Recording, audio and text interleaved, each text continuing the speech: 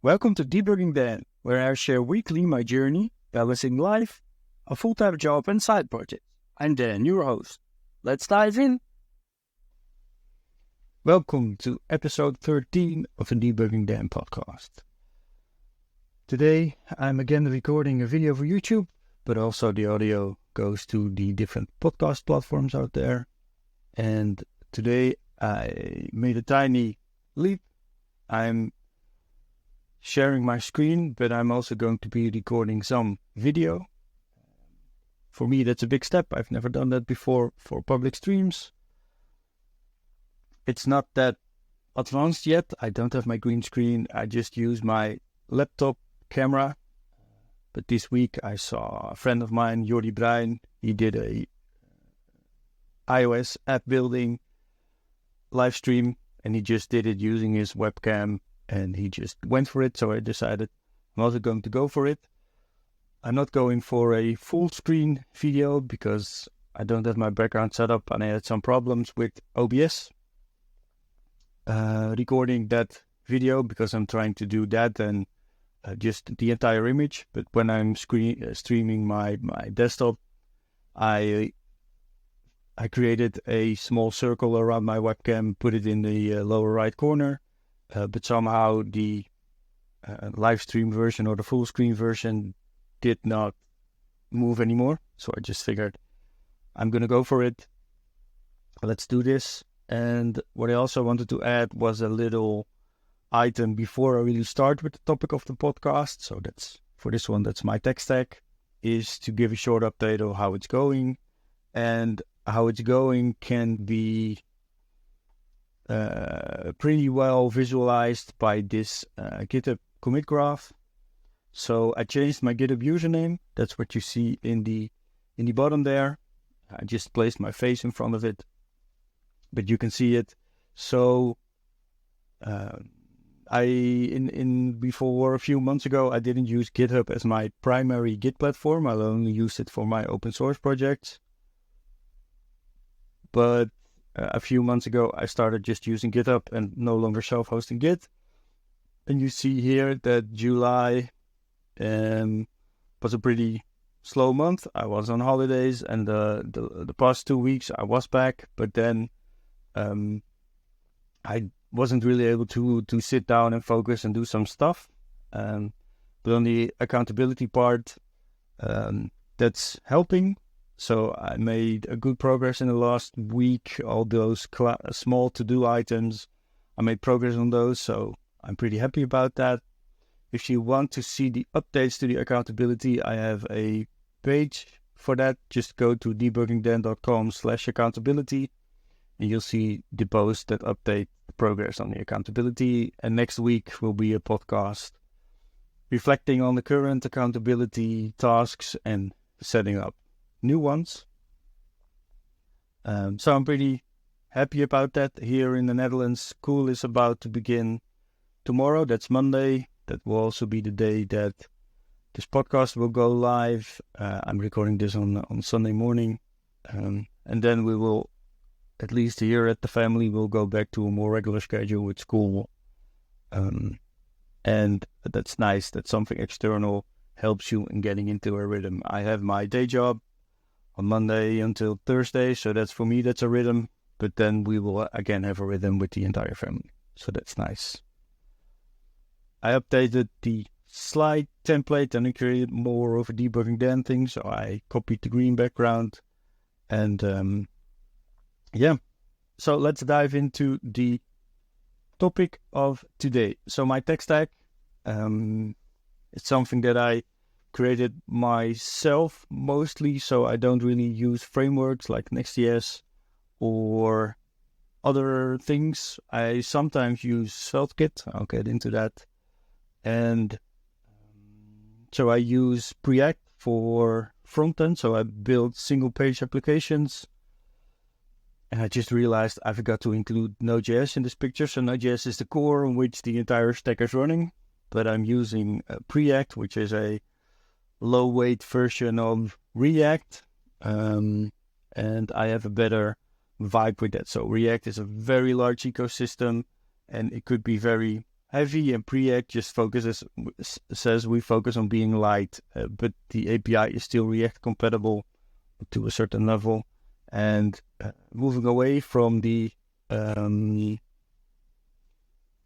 React framework, but you can also use React libraries.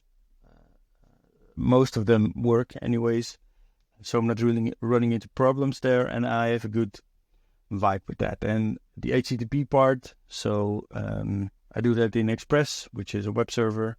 It's a package that's very well known, and it's been around for a long time. I have years of experience with it, so I know how to use it.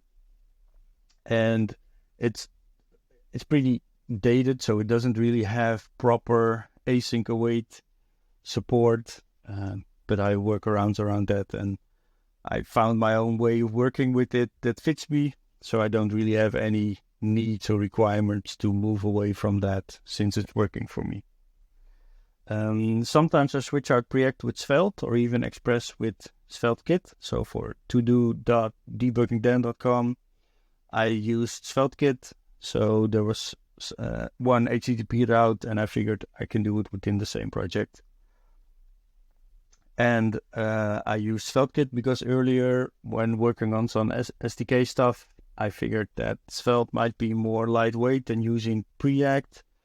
And Preact is, since it's not a very big project, it doesn't really get updates regularly. And for Svelte, I had worked with that for something else, and I really enjoyed it. So some projects I now do in Svelte if it fits, but my boilerplate in which I create most of my applications, I just still have Preact and Express in a mono repo, and I built with that. For styling, I use Bulma.io, which is a CSS library that I like using. I know Tailwind exists, and a lot of people use Tailwind, but for me that doesn't really fit yet. So I got to learn to work with Bulma, and I don't really have any requirement to use something else. Maybe I'm getting old, maybe I'm not learning everything as fast as I used to, but I like Bulma, and it recently got updated to version 1.0. It now has a dark mode. It has CSS variables, so it's also easier to customize. Because of that, you don't really have to do the entire Sass pipeline. So that's also, it was a very enjoyable experience. I created my own open source database, which I called SuperSafe, which is a wrapper around SQLite or MySQL currently. And it's not really an ORM. It's a very simple way of querying data without having to think about table structure and things like that. SuperSafe takes that away. And it also, as a bonus, adds a automatic API endpoint for every table or collection that you add, if you want to. And I created a authentication library on top of that. And the downside is it's not super efficient. So what it does, it creates a table. It has an ID column and a contents column. And in the contents column, it dumps the entire object that you're trying to save as JSON. And based on the indexes that you've defined, it adds some additional columns, and it updates those values as you write data. And that works perfectly for small projects without a high load, which is what I have. I think a pretty big load needs to come around for it to really start to buckle under the weight. And for me, it's something I'm really proficient with. Since I built it myself, I can also customize it if I want. But it is usable by everybody. You can check it out on NPM. And the last thing in my stack is an OPI, Open API specification. So what I do, I have a mono repo set up with a backend and a web component. And in the backend, I write an Open API specification in JSON. And I'm able to generate TypeScript types and automatic validation with AGV from that. And because of that, I have validation and types from the same file, so I only need to change them once. And also as an added bonus, I can reuse the backend types in the front end. when I'm querying data, doing JSON requests or HTTP requests, XHR, AJAX, whatever you want to call it. And then I already have the typing there. And because it's a mono repo, I can refer to the name of the backend package, and then I do /types and then the name of the type. And that really allows me to use the typing. And it's not really a convenient or simple way of working, but it's something that I've grown into, I've set up, and I can build application with that pretty fast. So that's why I use this. So this is my software stack. And I have a self-hosted server in Contabo in Germany. And on that server, I run all my applications. And I run them with Docker. So as a web server, I have Caddy. And Caddy takes care of the SSL. And it uses Let's Encrypt to generate the SSL templates. No, not the templates, the certificates. I have a MySQL server running there. And I have Docker. So on my local machine, I build a Docker image of the application, and I pull that on the server itself. I set some environment variables, and then I configure it to run on a specific port, and then I start the application. And I point Caddy to that specific port, and basically that's when it runs. So I don't need to copy a lot of files or do a lot of management. I just set up the site. I set up a user for the site. I pull the Docker image, and I have a script that creates the Docker image. It just restarts when it fails. And I add some monitoring with Uptime Robot with a free account on the domain name to see if it still runs.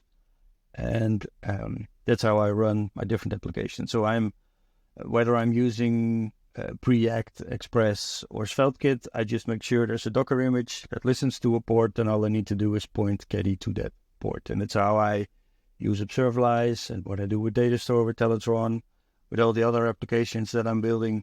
They all work and are hosted in the same strategy. And the server is like €12 a month. I only have one. I make sure that the MySQL server is backed. I also wrote a script for that. All the files are copied remotely to a backup location. And for me, this works. It's running on Ubuntu, on Linux. I just SSH into the machine and I manage it. And I've been doing software engineering for 20 years. And in the time, I picked up a lot of skills with Linux. So I'm able to do this pretty proficiently. And I'm happy about that. For me, again, same as with the software stack.